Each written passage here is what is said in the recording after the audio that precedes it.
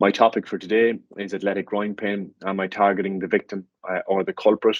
With idea of sharing some of the research that we've done previously, and more importantly, probably the clinical challenges that you experience on a daily basis managing this cohort of athletes.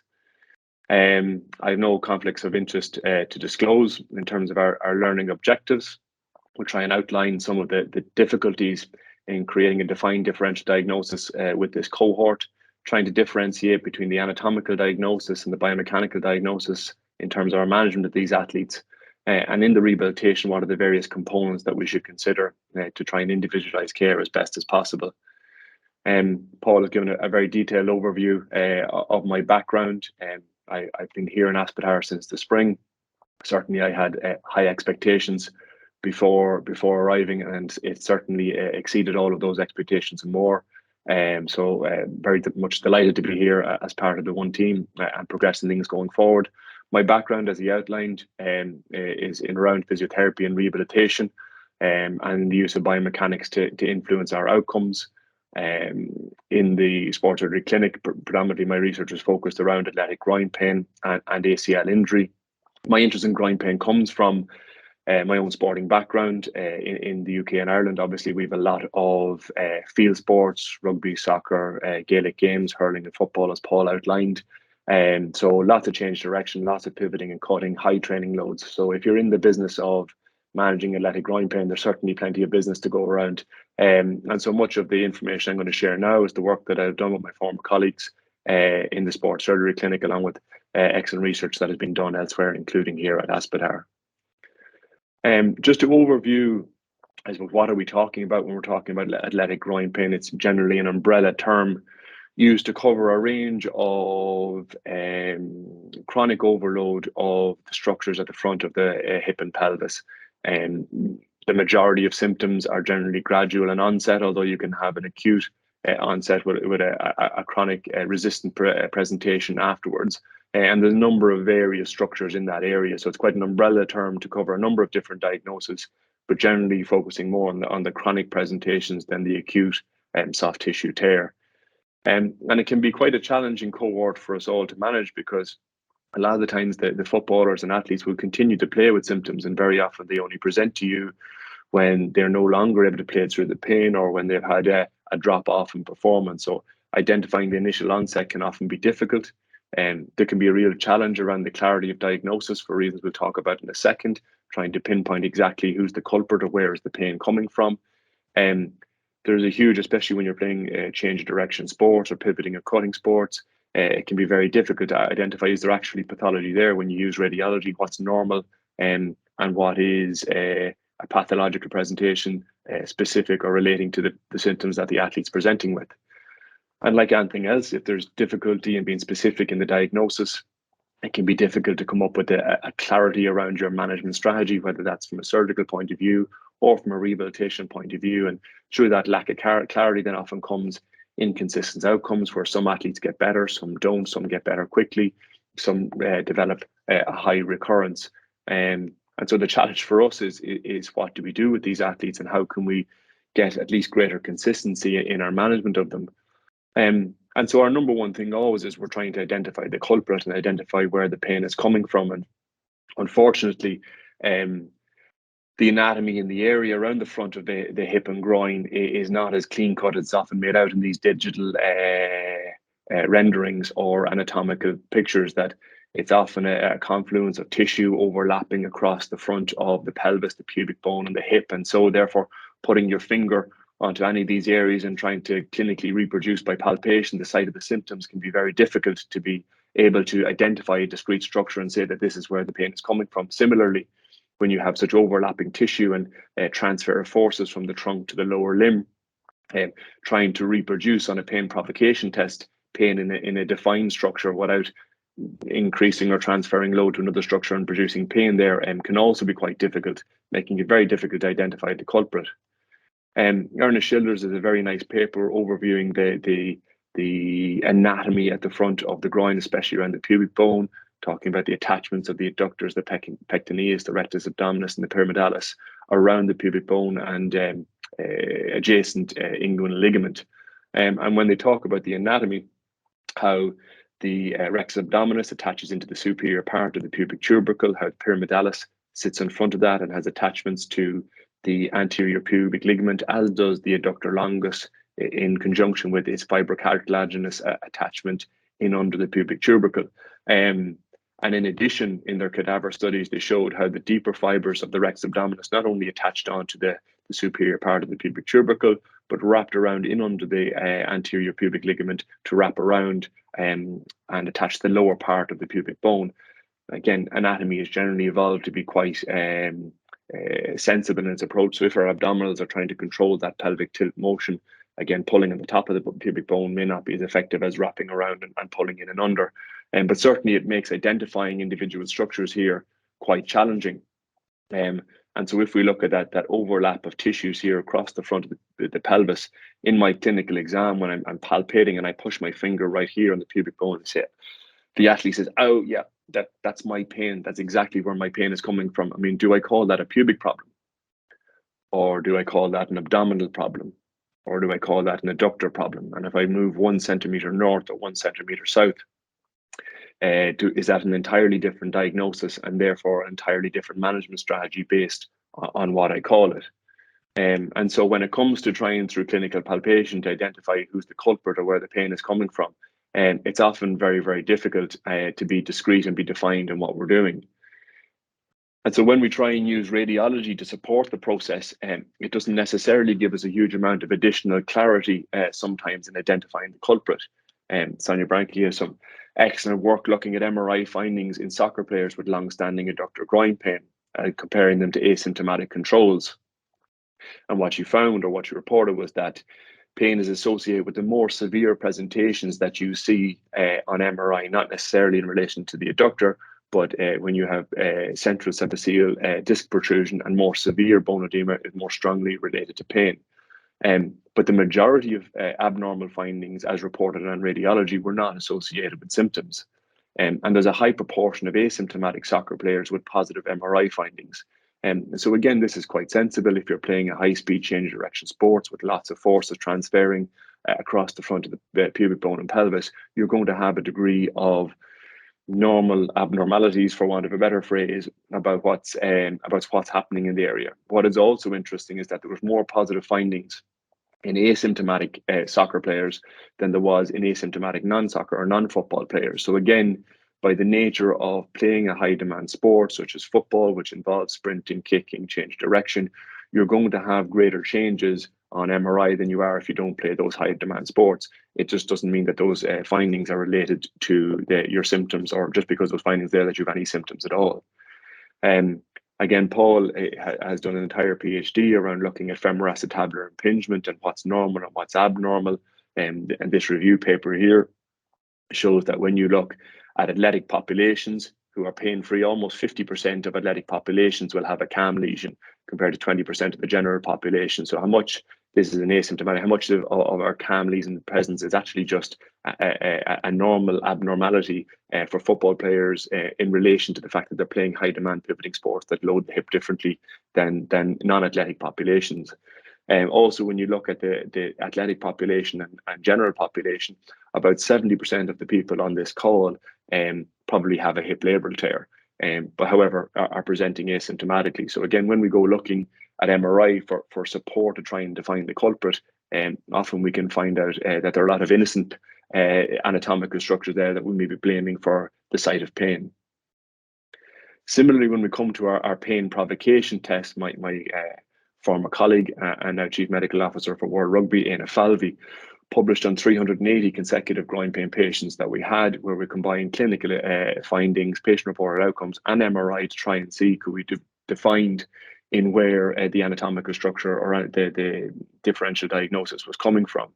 And when you look at the range of tests that we had, so our squeeze test with our legs straight, knees bent to 45 to 90, palpation across injury of the pubic aponeurosis, or those structures overlapping the front of the pubic bone, adductor injury and hip injury, you'll see that the squeeze tests in particular, which are the most commonly used tests, tend to be moderately sensitive but not specific. So just because I have pain on a squeeze test doesn't necessarily mean that I'm any closer to understanding what structure that pain is coming from. If I don't have pain on a squeeze test, especially when you look at the negative predictive value here for adductor injury, there's a very good chance that I don't have adductor-related groin pain if my squeeze test is negative. So just because I have pain on squeeze doesn't necessarily tell me any further how defined I can be in putting an anatomical name to where the symptom is or who the culprit is. And so when we look at large cohorts of athletes with groin pain and we compare across the research, if we look at the paper published by Greg Lavelle in 1995, the largest population that or diagnosis that they had within that population was hernia. And if you come to Per Holmick, who's done a huge amount in the area of groin pain, their largest diagnosis in their cohort was adductor-related groin pain. And if you came to Chris Bradshaw around the same time, their largest cohort was hip-related groin pain. And again, coming back to Dublin and to Ina Falvey and our colleagues, the largest reported diagnosis was around the pubic aponeurosis. So, are these all entirely different cohorts with entirely different diagnosis, or are we looking at the same type of athlete and same type of cohort? And depending on our clinical examination, the weighting we put on our clinical examination or our MRI findings or our experience, we end up calling these athletes or providing them with different anatomical diagnosis. And that in and of itself isn't really a problem unless the management strategy that we're associating with that diagnosis, if what I call it refers one athlete for surgery and another athlete, it doesn't refer to surgery despite the fact that the pain's coming from the same structure. It's that clinical inconsistency between us is where we're going to get a variance of outcomes. And even within those different clinical diagnoses, you can have huge variability. So there's an excellent editorial in the BMJ by our colleague Zarko just this month talking about inguinal-related groin pain. And even within inguinal, the variety of different diagnoses you can have, from posterior wall bulge to irritation of the ilioinguinal or iliohypogastric nerve to tears in the external oblique or at the insertion of the inguinal ligament. And as Zarko rightly points out, it creates a huge number of challenges for us. Can we, identify tests that can be sensitive and specific for these subtle variations? What do we do when very often they have pain coming from a number of different structures concurrently? And thirdly is, again, similar to the other papers, what's normal? How much of this is normal, especially in a lot of athletic population where there's high stresses and forces passing through this area in asymptomatic populations? And that's probably further reinforced by this consensus statement in the British Journal of Sports Medicine, where they said, really the term hernia shouldn't be used because there is no herniation within these athletes. And the management should be rehabilitation, complemented by surgery, which may reinforce the area with a mesh or suture repair or release tension in the area. So even in terms of the management of it, there are some procedures that will reinforce or pull together, and there are some that will release for ultimately the same cohort of athletes. And that's further challenged, as I said, by the difficulty in saying that there is no, in the majority of these athletes, there is no herniation, whether that's directly to the posterior inguinal wall or through the deep inguinal canal. And so, diagnosis or identification of a true herniation in athletic populations, it's one of the more simpler diagnoses that you're going to come across.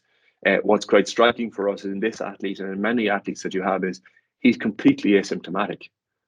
So here we have a very frank, large disturbance of the posterior inguinal wall, a large protrusion of the intestine through that area, and he's completely asymptomatic, as is very often the case. And so they come presenting not because they have pain, but because they found this bulge when they're in the shower this morning and are concerned about it. Now, obviously, number one is this area is not going to repair itself. It will need repair. And number two is it will often progress on to pain and to intestinal strangulation if it's not electively repaired. But in the majority at onset, it's not pain they present with, it's an asymptomatic bulge they present with. So if this large frank disruption of the area is asymptomatic, how are we getting more subtle presentations that are leading to such high levels of symptoms and disabilities within our athletes? And so then we're left with so many different diagnoses in the area. You can go to one clinic and be told you've Gilmore's groin pain or pubic bone stress. You can go to another country and be told you have a sportsman's hernia or osteitis pubis. You can go to another centre and be told your adductor tendinopathy or rectus abdominis tendinopathy. And as Adam Weir has pointed out, a huge number of these athletes present with pain in multiple different structures concurrently. So you can be really unlucky and told you have 3 or 4 different diagnoses at the same time. So thankfully, the Doha Consensus Agreement went some way to try and provide clarity around, or at least groupings around, these different diagnoses, so we can try and create some consistency around our management. So we have pubic related groin pain, adductor related groin pain, inguinal and iliopsoas, and obviously the hip is another cohort within that.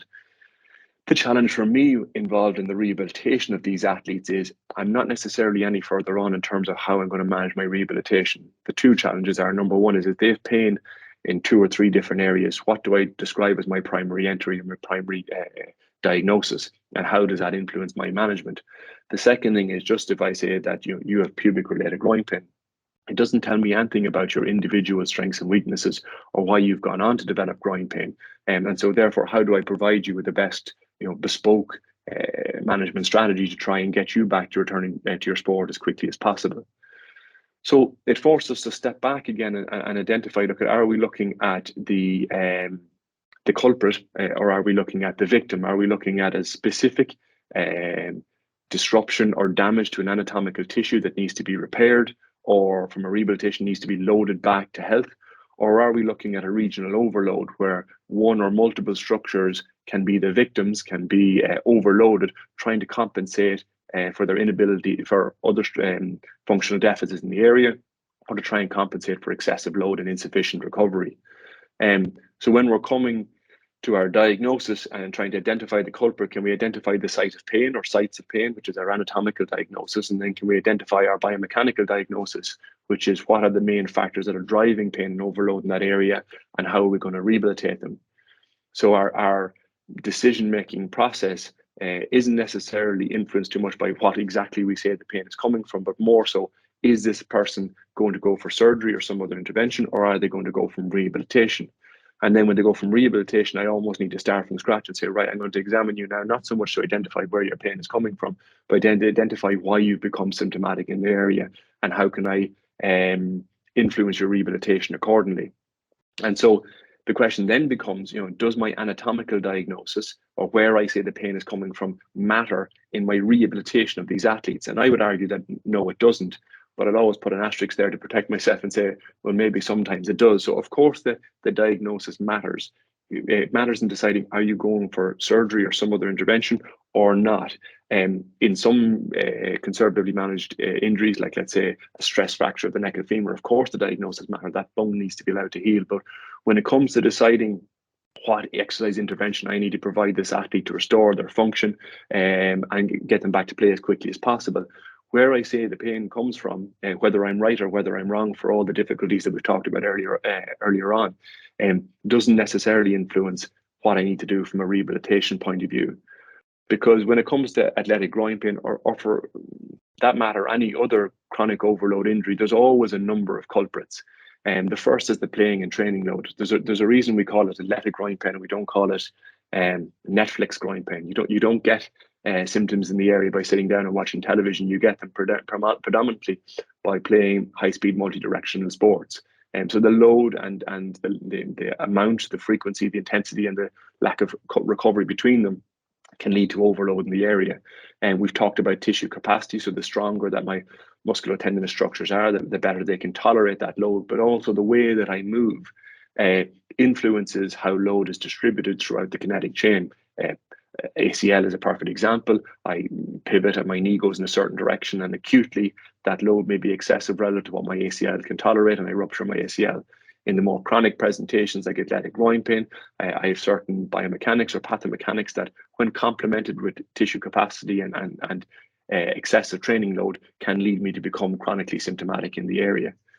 And so if we want to be more successful, or consistent maybe than successful, in our management of athletic groin pain, we want to focus a little bit more on the culprits, be clear on our diagnosis. Is it something for medical intervention, or is it something for rehab? If it's something for rehab, then can we delve into why that athlete, what are the pathomechanics that have led to that athlete becoming symptomatic? Can we then provide them with an individualized rehabilitation program? And like all things, can we sensibly load manage them back to full participation?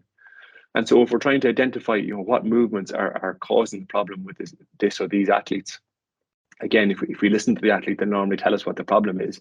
They tell us that high-speed multiplanar movements are predominantly when I bring on my groin pain. So when I sidestep, that's when I bring on my groin pain. When I accelerate from a standing start, that's when I get my groin pain. When I kick the ball across the field in a long looping arc, that's when I get my groin pain. And so it's important that we're able to examine or look at these movement strategies. Number one is to identify any particular aberrant movement strategies that may lead to their symptoms. But number two is also to reassess them to see if my rehabilitation intervention has had remotely any effect on the movement strategies that we feel have influenced the symptomatic presentation. And you'll see from the great work that Andreas has done previously, there's a huge overlap in the pathomechanics of those presenting with athletic groin pain, but also those with acute groin injuries. The majority that he reported were closed chain in nature, so jumping and sidestepping, but also a high percentage that are open chain in nature, whether that's kicking or reaching as well. So again, you're getting this combination of closed and open chain injury mechanisms leading to acute overload, and certainly in the clinical presentations that they report, chronic overload as well. So how can we begin to interpret, how might movement be contributing to these athletes? Well, we can look at changes in movement mechanics between those that presented with groin pain and those that had a successful outcome. We can look at the differences between those who had groin pain and those who don't or didn't. And we can look at pathomechanics and try and model how do certain movement strategies influence load in the area. And we're very, very fortunate, and I feel privileged to have such an outstanding biomechanics lab here at Aspetar, led by Rodden Rula, Vasilis, Joao, and Nuno, that allow us to be incredibly objective about the movement strategies that our athletes adopt and allow us to individualize our rehabilitation pathways accordingly. So if we look at a couple of cadaver studies first, trying to understand what influence does lumbopelvic movement have on stress and strain in the area. This cadaver study looked at the influence of anterior pelvic tilt and found that for every 10 degrees of anterior pelvic tilt, there was a loss of 5 degrees of internal hip rotation. And conversely, for every 10 degrees of posterior pelvic tilt back to a more neutral position, there was an increase of over 5 degrees of hip internal rotation. So our pelvic tilt has a direct influence in these cadaveric studies or imaging studies on the amount of hip internal rotation that we have available to us during various movement strategies. Similarly, we looked at this study, which looked at the influence of femoroacetabular impingement, or the influence of a CAM lesion on movement at the symphysis pubis. And what they reported was that normal, whatever normal is, normal hip joints, when you apply hip internal rotation to the hip joint, you get a rotational stress across the symphysis pubis through the superior pubic ramus and across the symphysis pubis. If you have a CAM lesion present, as it was artificially created within this study, you get increased rotational stress across the symphysis pubis for the same amount of torque applied at the hip joint. So my pelvic tilt influences my hip internal rotation. My hip internal rotation influences the loading and the rotation that happens across the symphysis pubis, and the CAM lesion moderates that even further. Similarly, look at this excellent study by Carol Lewis on the influence of hip angle and hip forces during gait. One thing that was incredibly interesting from this study is when they modeled the total force around the hip joint and broke it into the muscular forces and the ground reaction forces, you'll see that the muscle forces around the hip during gait are the greater contributor to total hip force compared to the ground reaction forces. So the amount of my muscle activity and how I control my muscles around the hip joint is going to be the greatest factor to increase positively or negatively the forces in and around my hip joint, which makes it an area of potential adaptation and stimulus for us within rehabilitation. Similarly, they found that those during gait who moved into a more extended hip position during toe off had greater anterior hip joint forces. So again, the range of motion that we operate in is going to influence the forces, not just at the hip joint, but also at the pubic symphysis and adjacent pubic bone as well. So these videos sometimes play well and sometimes play a little bit broken. So hopefully this will show for us. If we try and think about then some of the pathomechanics about how that anterior pelvic tilt, we talked about the pull of the rectus abdominis, trying to control that anterior movement, the eccentric adduction of my hip as a trunk side flexion, increasing the eccentric loads from my adductors, how my control of my lumbopelvic movement during change of direction is going to influence loading, not just at the hip joint, but also at the symphysis pubis as well. So you get a variety of movement strategies that may influence the loading of the soft tissue structures, but also the joint and bone structures in the area. Similarly, as Adam Weir again has published, why do 50% of those presenting with musculotendinous groin pain also have a CAM lesion present on radiology? So again, if we dynamically impinge the hip joint, especially when the growth plates are open, and we know that we're going to lead to the development, with sufficient loading, we're going to lead to the development of CAM lesions over time. We saw in the previous studies, the more I dynamically impinge, in the presence of a CAM lesion, the greater change there'll be at the hip joint, but also the greater stress and strain that's going to come across and pass across to the symphysis pubis as well. So my former colleague, Andy Franklin Miller, explored change direction mechanics in those presenting with groin pain, looking at 110-degree change direction movement, as you see here. And what he identified or reported was that those presenting with athletic groin pain had three main movement strategies during change of direction. Number one, there were those that changed direction with more hip flexion and more rotation at the trunk and the hip. In cluster two, it was more around the frontal plane, so there was more trunk flexion coupled with trunk side flexion and hip abduction. And in cluster three, there was slightly less of both, so more some trunk side flexion and some hip abduction. What was particularly interesting in this, when you look at your anatomical diagnosis and your biomechanical diagnosis, there was no relationship between their anatomical diagnosis, or at least what we called where the pain was coming from, and their movement strategy. So if you told me you had adductor-related groin pain in this cohort, I have no idea what movement strategy you had for change direction. Similarly, if you told me you were in cluster one, I would no further on to identifying or describing where your pain is coming from. So there's a disconnect between where we say the pain is coming from and the movement strategy that they execute during change direction. And so therefore, we need to maybe perhaps look at them separately, identify the pain, but then also identify the individualized movement strategy. But the question is, what is normal when it comes to change direction, and how is change direction different in those with athletic groin pain and those without? And our colleague, Adrian Rivadola, looked at the same cohort and compared it to healthy athletes. And what he found is that if you ask any athlete, healthy or with groin pain, to change direction, they'll carry out the same thing 4 times out of 5. So about 80% of the time that the pattern is quite well ingrained. And you get the same 3 clusters of movement in your healthy athletes as you do in those presenting with groin pain. The difference is in the distribution of those movement strategies. So in those with athletic groin pain, you have a much higher percentage are in cluster 1 and cluster 2 than in cluster 3. In your healthy population, you get a much larger cohort are in cluster 3 than in cluster 1 and in cluster 2. So there is no normal cohort. There are healthier movement strategies and more groin pain related movement strategies. And then this goes back again to that triangle of, well, how do these cohort develop groin pain? Again, this doesn't factor in what their anatomy is like. It doesn't factor in what their playing and training load is like, or perhaps maybe other movement strategies such as running mechanics are the primary reason why they develop groin pain. But certainly there are movement strategies that are more commonly associated with healthy populations, and those that are more commonly associated with athletic groin pain. And so then we went to focus on rehabilitation, not focused on where the pain is coming from or perhaps the victim, but trying to target those movement strategies to see could we have a successful outcome within this cohort of athletes. And the intervention was exercise-based, but focused on the individual athlete's capabilities and deficits around strength and motor control during individual muscle activity and compound movements like deadlifts, and progressing that into running mechanics and change direction mechanics, and trying to individualize their intervention specific to how they move to achieve a successful outcome. They would have one rehabilitation session every 2 weeks to progress their exercise, and then would carry out their exercises independently. And progression through the program was based on their physical competency. So as you got better at one exercise, the load or the intensity was increased.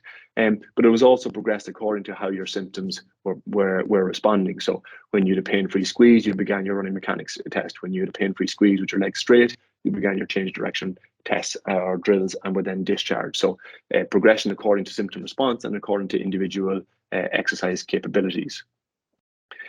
So for the clinical outcomes, again, there was 87% return to play rate in under 10 weeks. significant improvement across all subscales, and those return to play rates and times compared favorably to other more anatomically reported interventions in the research previously. Of greater interest to me, again, comes back to, does the diagnosis matter? So what we found was that there was no relationship between your anatomical diagnosis and your time to return to play. So whether I said your pain was coming from your pubic bone or your adductor or your inguinal area, that didn't influence how quickly you made a pain-free return to full participation. And secondly, is there was no correlation between the duration of your symptoms and your time to return to play. So these athletes presented with symptoms from between 6 weeks and up to 3 years on a modulating basis. So again, if it didn't matter whether you had pain for 16 weeks or 60 weeks, and it doesn't matter where your pain was coming from, you can hypothesize then, if I can address the reasons why you became symptomatic in the area and be sensible in my progressive overload and my progressive reintroduction of load, that it's the optimum way to have a successful outcome for all.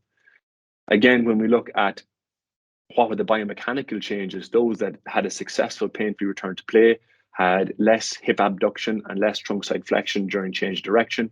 They had shorter ground contact times and less flexion at the hip and at the knee. So in other words, they pushed off quicker, spent less time on the ground and swayed less. In addition, they also rotated less. So again, like cluster one, they weren't rotated towards the stance leg, they rotated more post-rehabilitation towards the direction of intended travel. So my colleague Sam Beda went to build on this work further by focusing in on what influence does hip strength have in the recovery of these athletes. So he repeated the intervention in another cohort of athletes and also examined the differences or comparisons in hip strength compared to healthy athletes with no history or no issue of athletic groin pain. Again, he found very similar outcomes, or exact same outcomes actually, in terms of return to play time and return to play rate and improvement in HAGOS. But also he further followed them up at 3 months and 6 months. So this is them prior to intervention. This is them at pain-free return to play. You can see that they've been a significant improvement across all subscales, but not fully back to normal.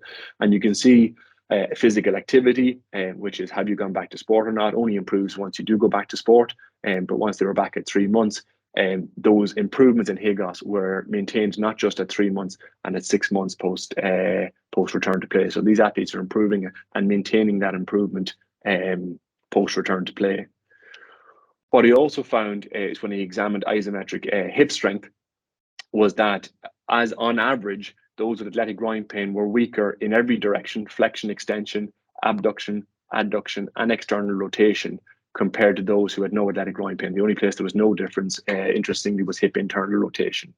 And after they made a successful pain-free return to play, their strength measures had improved on average across all of those directions, and there was no difference compared to the healthy athletes. Now, that doesn't mean that every athlete was weak in every direction, but different athletes had different weaknesses. But on average, there was a weakness across all the planes apart from hip internal rotation. What was also interesting is that in this intervention, both in the first study and the subsequent study, there was no direct hip adductor strengthening. So there was no isolated adductor work. And despite the fact there was no isolated adductor work, the athletes made a significant improvement at pain-free return to play in their adductor strength, and their adductor strength levels went back to normal. So how do we clinically reason this? Well, there's a number of different hypotheses. Number one is, if they're pain-free, they can now produce force at speed, or they produce high force asymptomatically, which will allow them to produce higher levels of strength. Number two is by strengthening the adjacent areas, in particular around the trunk. Are you able to generate more force through the adductors strength that's already there? And number three is that you are strengthening the adductors, you're just doing it indirectly through your various compound movements, which are squats, lunges, etc. So again, it's just interesting to look at the isolated influence of adductor strength. And what was further interesting is that when he looked at the relationship between hip strength and the improvements in sports and recreation subscale of the HAGOS, they found that 11% of the improvement, only 11% of the improvement was associated with hip strength.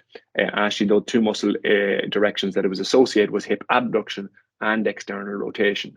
So that means that 98 or 89% of the improvement in HAGOS sport and rec was not related to changes or improvements in hip strength. So if the hip strength isn't accounting for all the improvement in our HAGOS subscale, what else could be, and how much is that change or influence of our movement strategies also playing an important and vital role. And to further reinforce that about the focus on adductor strengthening sometimes is this excellent study by our colleagues in Norway, led by Joar, looking at a randomized control trial with adductor strengthening in football populations.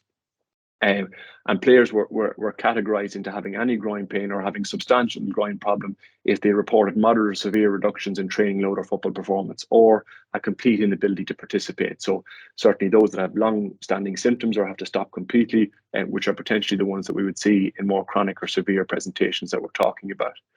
And what they found was adductor strengthening did have an improvement and influence on all reported groin problems. But when you look at substantial problems, which are those that cause a drop off in your training load, or those that cause you to stop completely, it had no influence on the number of athletes that went on to suffer injuries of a substantial level.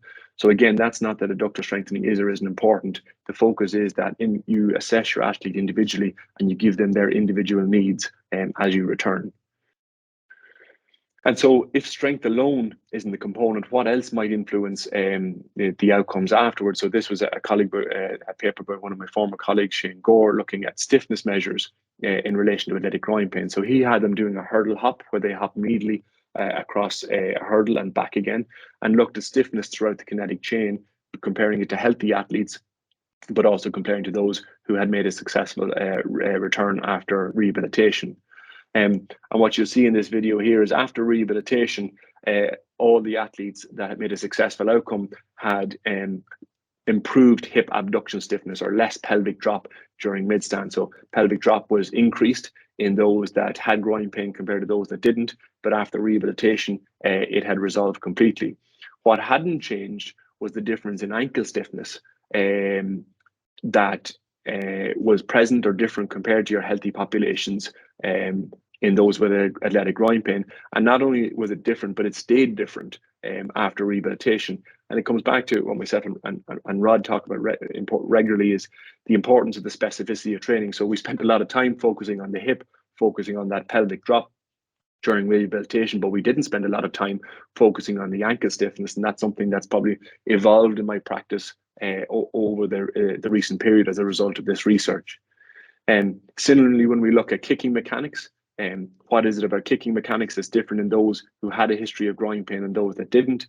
And this study shows that those with a history of groin pain are generally in more anterior pelvic tilt and have more hip flexion during kicking than those who don't have a history of athletic groin pain. Similarly, our colleagues in Australia have gone to look at running mechanics, which is again a very, very common mechanism, or a commonly described mechanism of pain and symptoms in the area, both acutely and chronically. And when they looked at the symptomatic side between healthy populations and those that had athletic groin pain, they found no difference in biomechanics in the symptomatic population compared to those who are asymptomatic. And that again comes back to say, does running have no influence, or there are no difference in running, or B, are there other ways running can influence the development of groin pain? So this, a few videos here, this is a footballer who came to spend time with me previously. He had a previous serious knee injury, but was complaining of no knee symptoms. Was presenting with athletic groin pain. So if I play this video through, and I'm going to slow it down for everyone to enjoy in a second, and I want you to try and think about which side do you think his knee injury was on. So do you think his knee injury was on his left side or his right side? His left side or his right side? Normally, if we were in person here, I get a show of hands, but the majority rightly normally say that the previous knee injury was on his left-hand side. So again, we can see the trunk side flexion, we can see the pelvic drop, we can see the knee sitting well inside the first MTP, and the difficulty controlling toe off on his left-hand side compared to his right-hand side, even though there's room for development here. The second question, and even more interesting, is which side does he have his groin pain on?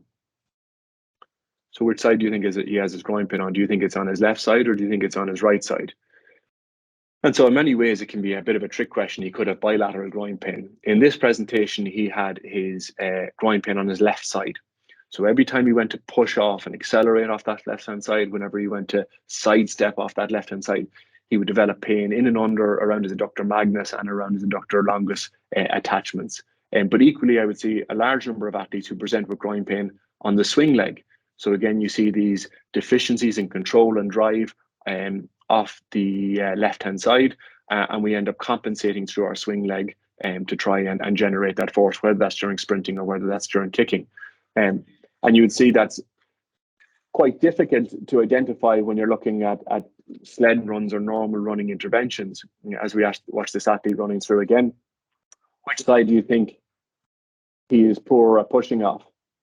It can be quite difficult in real time to identify. But if I put a stick over his head, you can start to see some of these asymmetries.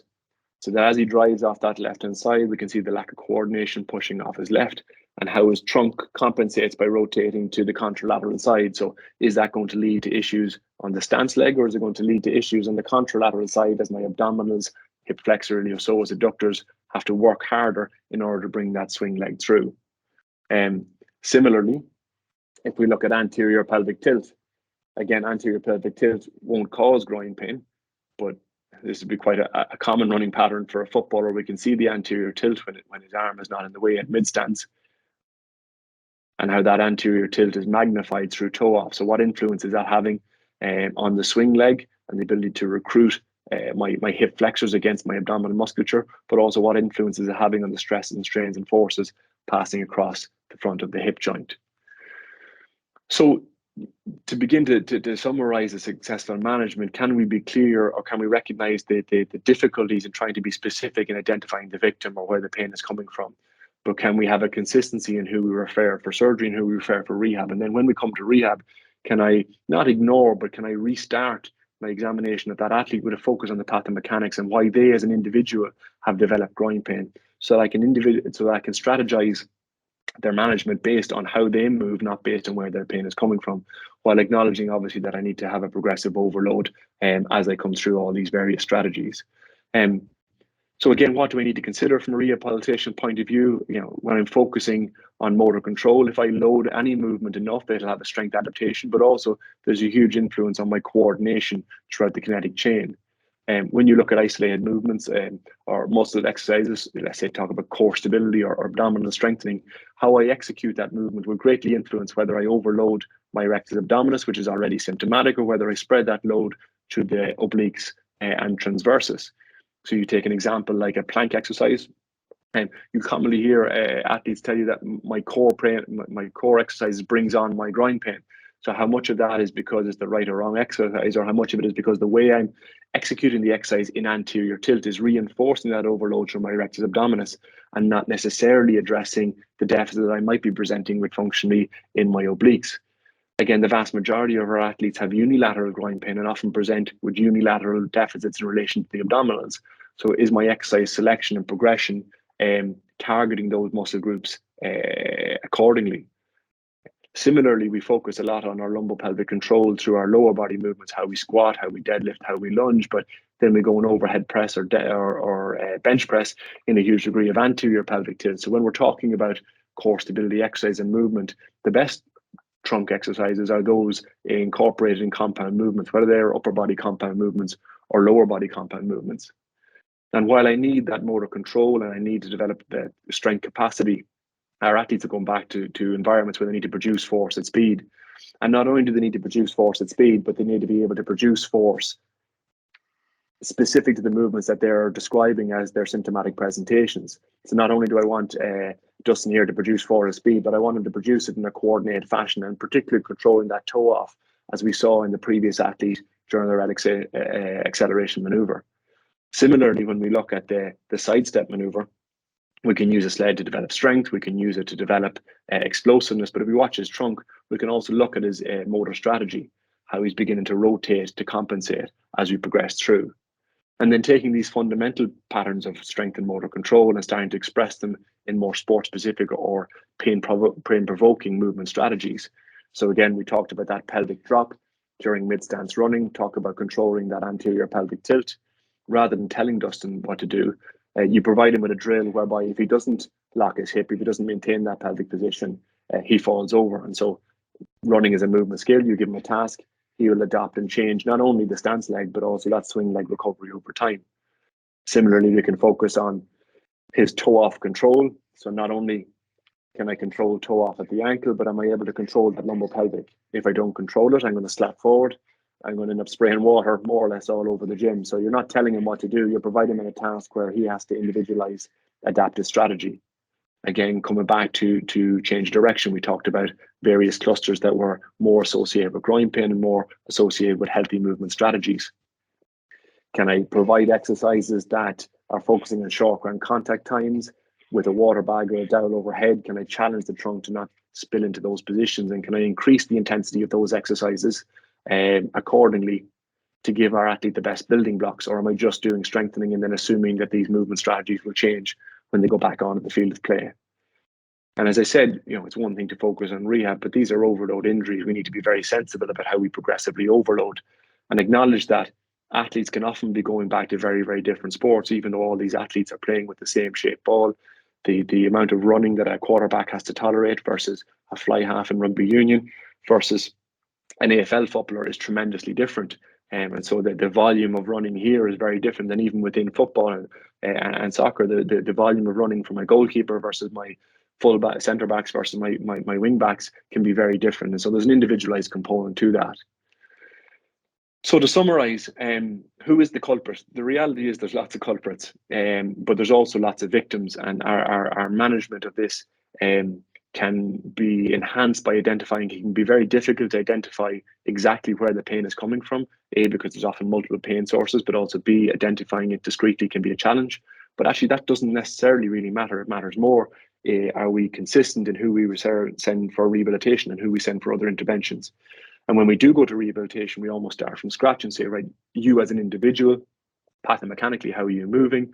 How can I individualize your rehab? And then how can I sensibly progress your load management according to how your symptoms are progressing and to achieve the best outcome? So to summarize, are we focusing on the victim or are we focusing on the culprit, the source of pain or the source of the problem? Am I able to expand my assessment, as we're very lucky to have a biomechanics lab here, to look at the high-speed movements that they're reporting as being problematic? Then have a system to break my athletes down for them individually, rather than sort of saying, here's my adductor program, or here's my pubic program, or here's my inguinal program, because you can have lots of different movement strategies for the same diagnosis.